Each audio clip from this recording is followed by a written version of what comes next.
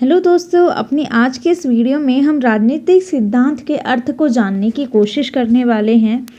तो देखिए दोस्तों, ये जो राजनीतिक सिद्धांत है ये दो शब्दों से मिलके बना है। एक तो राजनीति, दूसरा सिद्धांत। पहले इन दोनों शब्दों को हम अलग अलग समझने की कोशिश करेंगे, फिर हम दोनों को एक साथ समझेंगे। तो सबसे पहले बात करते हैं राजनीति की। तो राजनीति क्या होता है? राजनीति पता क्या होता है? राजनीति होता है किन्हीं भी समस्याओं को हल करने का तरीका। और अगर हम वैसे देखें तो देखो, राजनीति शब्द निर्माण देखें उसका तो कैसे हुआ है, दो शब्दों से, राज और नीति। यानी कि किसी सत्ता को पाने के लिए जिस भी योजना का निर्माण किया जाता है उसे राजनीति कहते हैं। या राजनीति के महान ज्ञाता एवं राजनीति के जनक जिनको बोला जाता है वो है एरिस्टोटल यानी कि अरस्तु। और राजनीति एक राज प्राप्त करने के लिए योजना का निर्माण है। इसके द्वारा शासन या सत्ता की प्राप्ति करना संभव है। एक देश से दूसरे देश के साथ संबंध, एक राज्य से दूसरे राज्य के साथ संबंध, ये सब कूटनीति या राजनीति के अंदर आती है। इसके अलावा और भी अगर हम बात करें तो सभी लोगों की अपने अपनी अलग राय होती है राजनीति को लेके। कोई राजनीति को अच्छा मानता है तो कोई राजनीति को बुरा मानता है। सब अपनी सोच के और अपने अनुभव के अनुसार राजनीति को परिभाषित करने की कोशिश करते हैं। लेकिन इन शॉर्ट अगर कम शब्दों में बोलें तो राजनीति समस्याओं को हल करने का तरीका होता है। और अगर हम बात करें सिद्धांत की, तो सिद्धांत क्या होता है? तो देखें, किसी भी चीज़ को लेके लोगों का नज़रिया, और वो नज़रिया किस पे डिपेंड करता है? उनके अनुभव पे। तो लोग जो जो अनुभव करते हैं उसके बाद वो जिस निष्कर्ष पे पहुंचते हैं उसके बाद वो अपनी एक विचारधारा उस चीज़ को लेके एक पॉइंट ऑफ व्यू तय करते हैं और वो लोगों को बताते हैं। तो वो क्या होती है? वो उनकी विचारधारा होती है। तो एक जैसी विचारधारा को अलग अलग कैटेगरीज में बांट के रखते हैं। जैसे कि कुछ लोगों की विचारधारा है जो उदार होती है, जिसको उदारवादी विचारधारा कहते हैं। कुछ को पूंजीवादी, कुछ को समाजवादी। इस तरीके से अलग अलग विचारधारा को अलग अलग ग्रुप्स में बांटा जाता है। तो ये होती है विचारधारा। और ये विचारधारा इम्पोर्टेंट भी होती है। ये इम्पोर्टेंट क्यों होती है? क्योंकि ये अनुभव पे डिपेंड करती है कि किसी भी चीज़ को लेके उसके जो निष्कर्ष निकला हो, ये कैसे कैसे लोगों ने देखा है, उसका अनुभव, वो क्या होता है? सिद्धांत होता है। तो अगर हम ऐसे अर्थ की बात करें तो राजनीति सिद्धांत राजनीतिक घटनाओं, तथ्य और अवलोकन पर आधारित निष्कर्षों के समूह को कहते हैं। ये निष्कर्ष परस्पर संबंधित होते हैं तथा एक दूसरे से संबंधित ही होते हैं और इसके आधार पर वैसे ही तथ्यों या घटनाओं की व्याख्या या पूर्व कथन किया जा सकता है। नवीन घटनाओं एवं तथ्यों के संदर्भ में उक्त निष्कर्षों एवं उपलब्धियों में सुधार या संशोधन किया जाता है। अनुभव पर आधारित तथ्यों की जांच की जाती है तथा उन्हें दूसरे व्यक्तियों तक संचारित या प्रेषित किया जा सकता है। इस तरह राजनीति सिद्धांत राजनीति के निष्कर्षों का समूह होता है। तो वही है, अगर पुरानी किसी स्थिति या पुराने तरीके के कोई नियम कानून होते हैं तो उससे क्या होता है? क्योंकि पुराने जो अनुभव हैं उससे जो निष्कर्ष निकले होते हैं पहले से पता है, तो हम उनसे ये जान सकते हैं कि अगर हम ऐसा करेंगे तो ऐसा हो सकता है।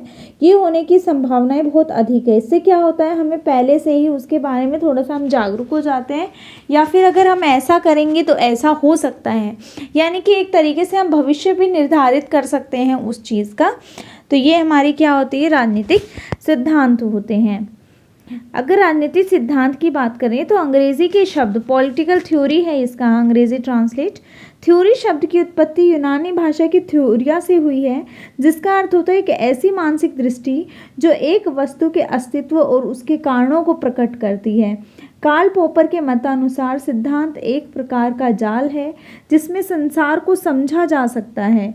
ये एक ऐसी मानसिक स्थिति है जो एक वस्तु के अस्तित्व और उसके कारणों को सामने रखती है।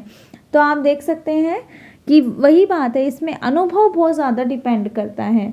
तो किसी भी चीज़ के बारे में कोई भी राय कोई किस तरीके से देता है? अपने अनुभव से, अपने सोच विचार से। तो वही चीज़ इसमें बताई गई है। अगर बात करें वर्तमान समय की, तो वर्तमान समय में राजनीतिक सिद्धांत शब्दावली का प्रयोग विस्तृत अर्थ में किया जाता है। एक बहुत ज़्यादा इसका ब्रॉड जो है एरिया हो गया है। राजनीति सिद्धांत राजनीति के अथवा उसके विषय से जुड़ा एक सिद्धांत है। यह राजनीति का विज्ञान है, उसका दर्शन है, उसका इतिहास भी है।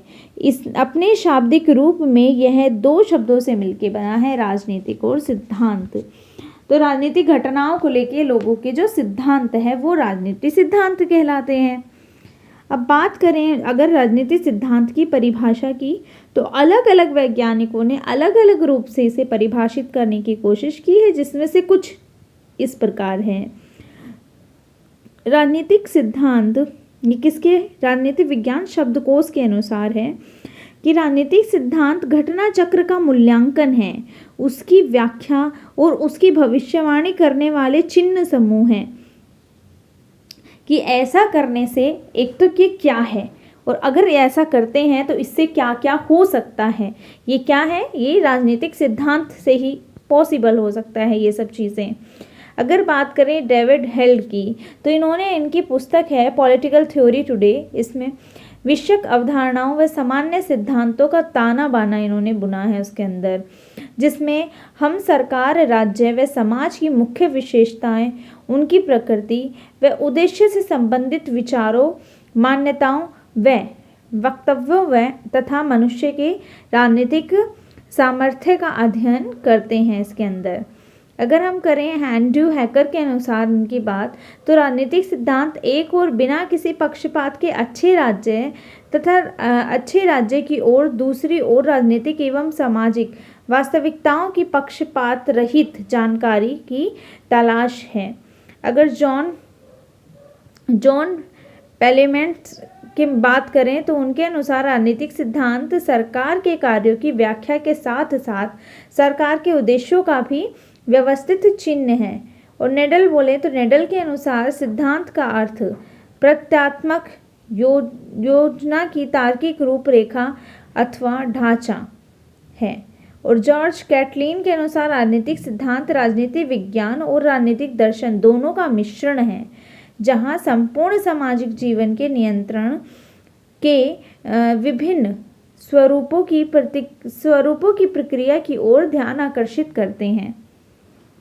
अगर बात करें हम राजनीतिक सिद्धांत के महत्व या उपयोगिता की, तो देखिए राजनीतिक सिद्धांत जो है वो सामाजिक परिवर्तनों को समझने में बहुत सहायक होता है।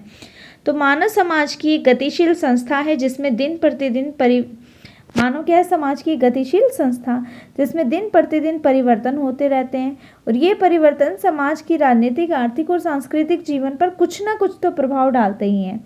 इतिहास इस बात का साक्षी है कि जिन देशों में स्थापित सामाजिक व्यवस्थाओं के विरुद्ध क्रांति हुई अथवा विद्रोह हुआ, उसका मुख्य कारण उस समय की स्थापित सामाजिक व्यवस्थाएं नई उत्पन्न परिस्थितियों के अनुकूल नहीं थी।